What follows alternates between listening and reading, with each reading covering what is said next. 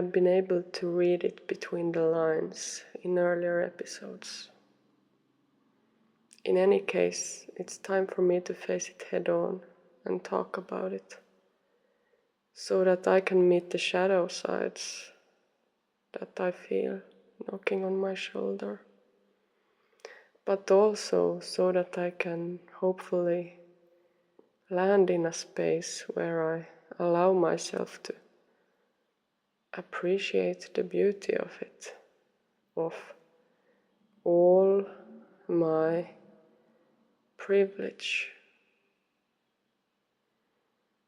I have come to realize that in a way, this is what makes me feel the most ashamed.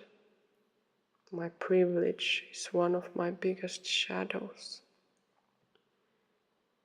I've felt ashamed of simply existing because I've known that I've had many opportunities and privileges that others haven't.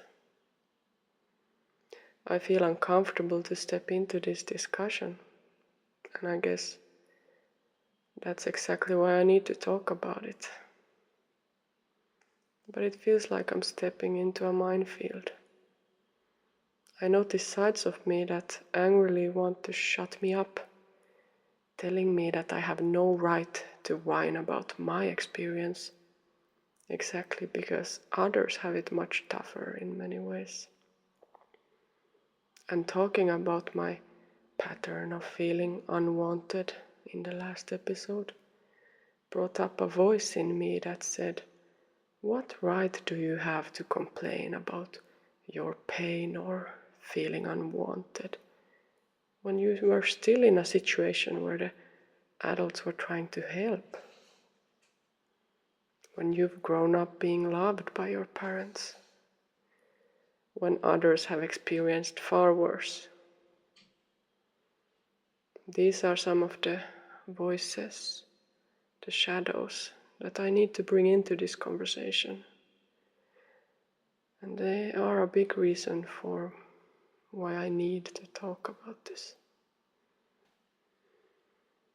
I think that the thing that creates an experience of privilege or lack is the way that we are all different. And we start our lives from very different starting points. Without differences, we couldn't consider anyone to be more or less fortunate than the other. And we learn to compare to each other, and to notice these differences from quite an early age. At least that was my experience. But on top of this, we are living in a paradoxical existence of all being different, yet societal pressures making us strive for similarity or homogenization, meaning there is an ideal that our differences should be minimized so that we would all fit better together somehow, or fit into the mold. At the same time, the colonial or capitalistic way of life has been built on a system of severe inequalities. So while there's an ideal of similarity on the surface level, below it there is actually a need to keep people in different positions.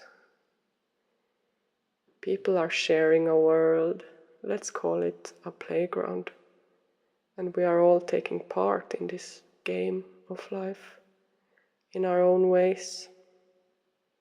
But we are playing by different rules, partly depending on the circumstances we had when we started out.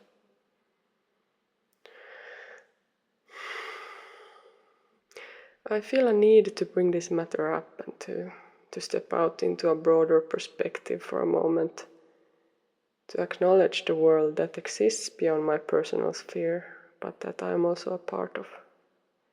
But I can't speak for a whole system or the whole world, and I don't feel like I'm qualified to engage in a deeper societal analysis.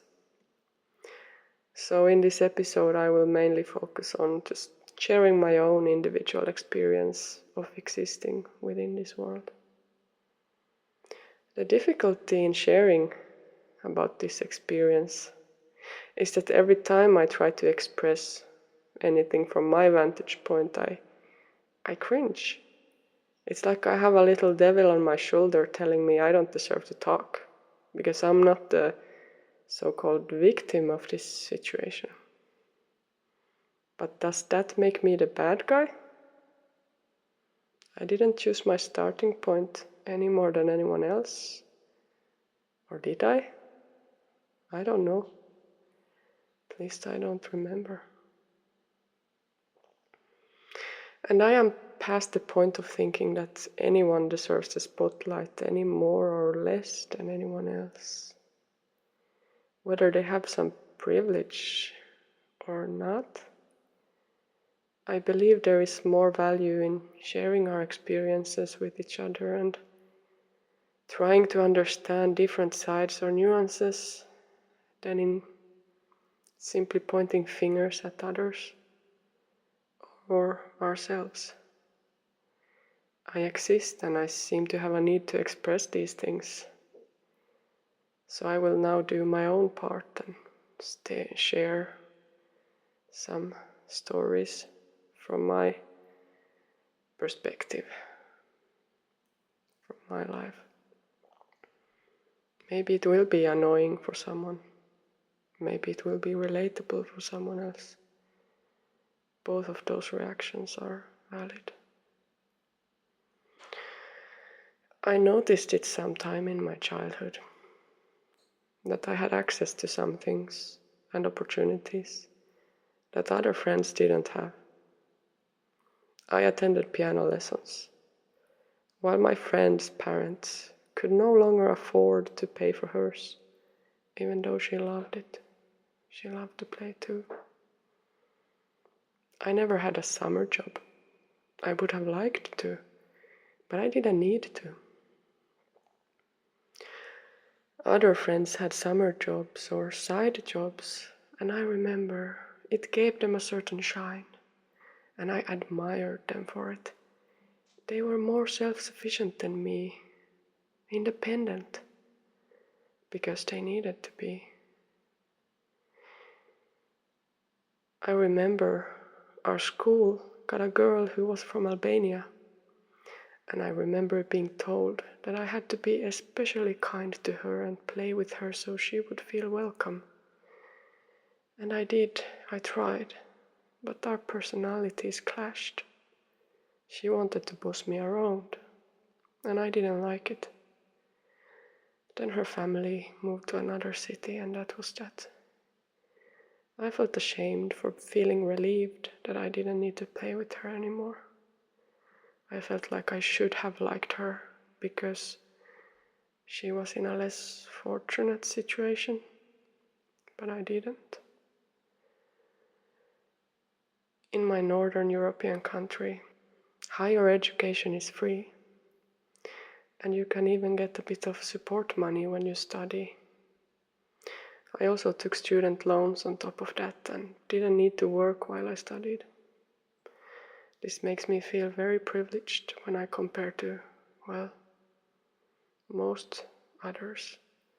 At least anyone who wants to study but can't afford it or don't even have the opportunity. And also compared to my classmates who needed to work on the side or in the summers. As a child, I had parents who would help me with the homework if I wanted to have their help. Another side of the coin is that I sometimes felt very stressed and pressured into making the best of all the opportunities I had. In my teens, I experienced my first panic attacks from being so overwhelmed by all my studies, hobbies, and activities. But I also appreciate that I was challenged, and it has helped me to grow. I have received financial and emotional support throughout my life from my family. But I feel that the most precious privilege that I have is the privilege of knowing love. Despite our tensions and the turbulence of my teenage years, deep down, I always knew that I was loved. I have still gone through pain in my life, but through it all, I've felt that I've had that love with me deep inside, at the core of my being. And I believe that that is the greatest gift any parents can give their child. In addition to this love, my mother helped instill me with the feeling that the world is carrying me like a benevolent, large being that I'm connected to, and that I'm supported no matter what. And thanks to her, my family, and various other people that have been there through tough times, I truly have been supported throughout my life. At times, all this support made me feel deeply ashamed. I compared my situation to others who didn't have that type of support and felt that I was spoiled, a spoiled brat. And despite all this privilege, I was not always so good at receiving. Perhaps partly due to these ideals of self-sufficiency and independence in my culture. I've gone through times when I tried to carry it all. I wouldn't accept help. I would push through life on my own by force. One question that often comes up for me as I consider the notion of privilege is, why me? This is a question that can be asked when being hit by some kind of a misfortune, but it is also a question that I've asked myself when something good happens or I receive heartfelt support again and again. Why me? Why should I deserve this? Shouldn't it go to someone else, someone more deserving? At times I couldn't ask for help or even accept help when it was freely given, because I was telling myself that I needed to struggle, because other people were struggling too. I saw myself through my own projected view of how someone less privileged would see me, like a pampered little princess, born with a silver spoon in my mouth. Looking back, I think that I might have conjured and called in more struggles and drama in my life than perhaps was necessary, because of the subconscious idea that it would make me more relatable or help me relate to the struggles of others. And by that, I would be a better person, because I also struggled. At those times, I might have still complained about the turbulence in my life. But secretly, there was also a side in me that was savoring it, enjoying it. A side in me that felt that this suffering meant that I was alive. But in the end, a particular high or low point came a year and a half ago now in my postpartum exhaustion. I felt like I was done with the side of me that went chasing storms or even making storms. I wanted to and desperately needed to find some balance in myself. And I finally just needed to accept support. The support that was already there, that I had not been able to receive. Because I first needed to allow myself to receive. I started thinking that the most privileged act is actually to deny the privilege that you have, and to not appreciate it, to not even accept it. Who am I to turn away help and support? There's a difference between feeling uncomfortable about your privilege and in trying to delete that difference. Me denying my own privileges doesn't make me a better person, but rather a more stupid one. Because if I accept and receive the support I'm given, I could also do much more to help others. I would be more resourced to help share resources, share support to others too. Instead of throwing myself into the sea to join the struggle in the waves, because I see others drowning, it does make more sense to stay sitting on my cliff and try to help people up from there who want to be helped. But here, I feel that I enter into the theme of saviorism, which I've also experienced in my life.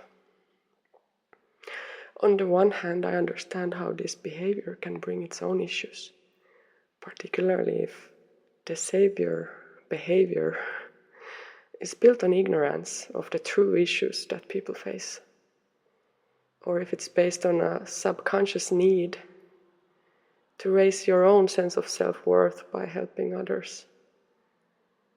But on the other hand, it feels only natural that we would want to live in a world where we can help each other and share what resources we have. This vision is what my idealistic mind feels drawn to, anyway. Through my own experience, I can confirm that privilege does not correspond with a high sense of self, with a high self-worth. And I think it's quite normal that savior behavior is connected to an inner need of proving that you are a good person, that you deserve to exist. While a sense of self-worth does get a boost by living your life aligned with your values, I believe that the sense of your worth also comes from somewhere else than only the outside, from inside. It's not only connected to how well we behave in our own eyes or in others' eyes, but also connected to how well we are able to take care of ourselves or be taken care of when we can't behave well.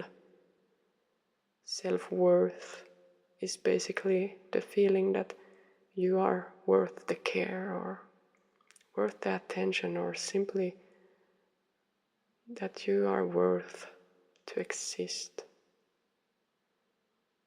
When I was working as a house cleaner, I felt quite proud of myself, of making my own money for the first time in my life, even if it was below minimum wage. My own money that I made doing hard work. Of course, this is connected to the ideals that were reflected to me in the society. But I also enjoyed that work, I must admit, because I got to experience a very different type of a life. I got to be a member, a person that took part in the struggle. And I experienced people looking down on me because I worked as a cleaner. And I did experience my sense of worth being shaken from the outside.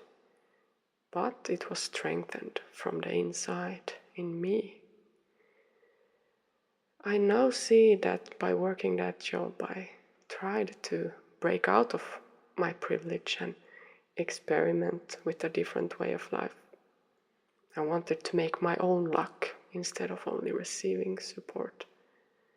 And there is beauty in this too. But it also felt like I was somehow playing a role that was slightly detached from my life.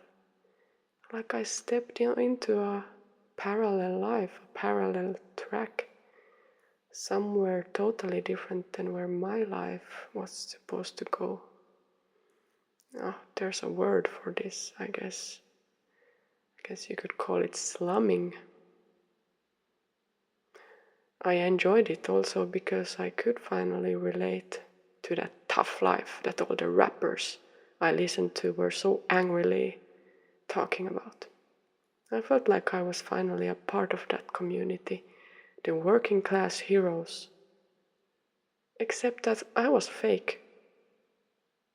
It wasn't really my place. And I quit cleaning after 8 months. Because I could. I had the opportunity, the privilege. I didn't actually need that money. I was able to do something else, so I did.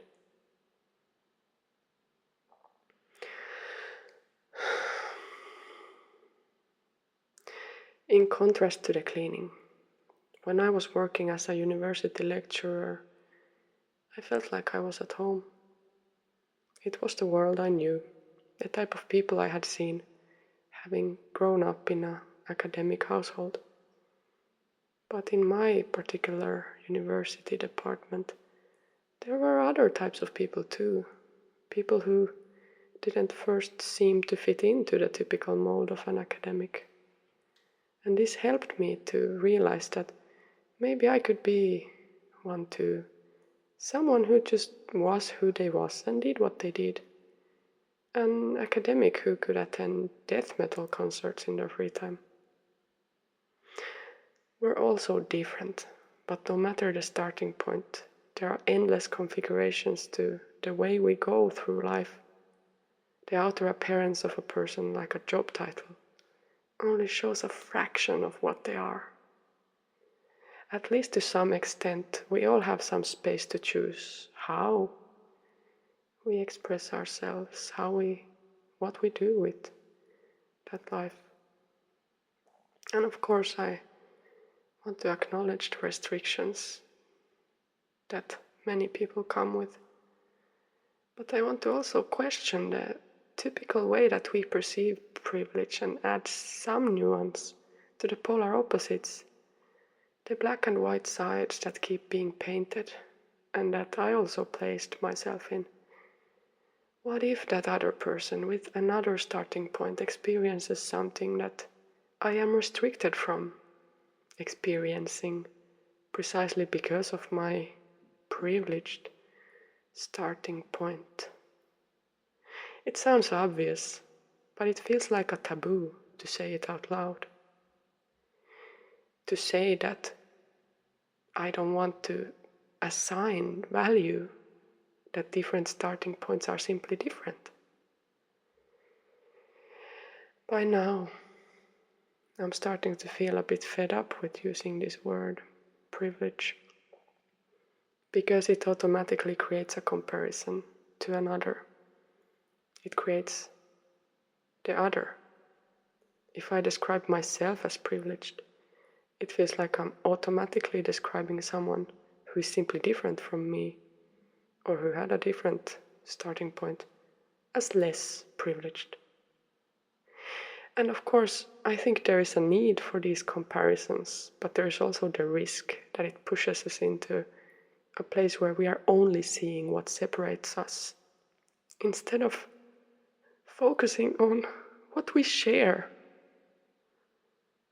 our humanity, our life.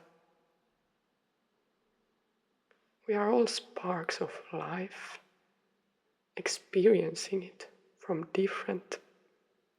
our own unique perspectives. And I have come to believe that we are all connected on a deeper soul level, no matter how different we may appear in the outer world. And on my path towards accepting and appreciating the unique starting point that I had, and the way that support shows up in my life, I have needed to reframe the word privilege as my treasures, or as gifts.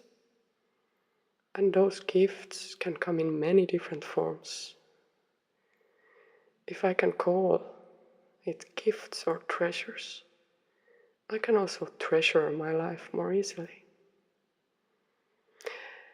In my culture, there is a saying that the person who has happiness or luck should hide it. Kel onni on, se onnen kätkeköön. It's a Finnish saying that I grew up with. I understand the value of this, as it encourages a humble approach to life and not to show off. But if we have to only hide our luck from others, that also means that we can't share it. And I believe that each and everyone has some treasures to share, whatever shape they take. The treasures and the challenges we start out with give us our own unique starting points. And even though the quality and amount of those treasures and challenges differ between us, we are all connected by the way that we all have them.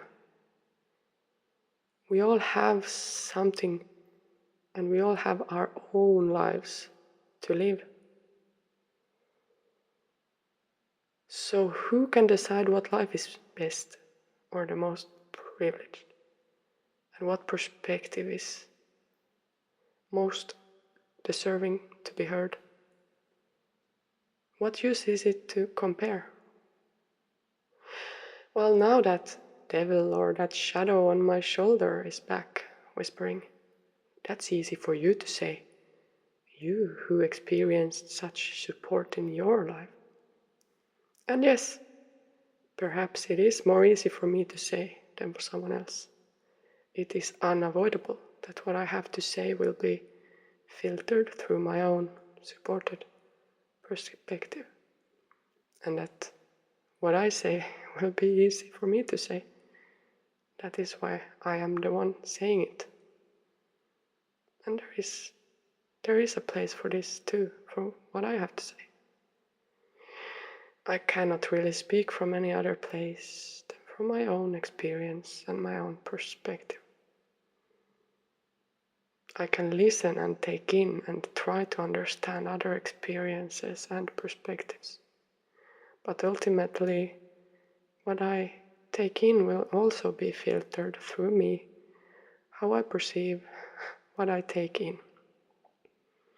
My own perspective is simply the only thing I have to work with.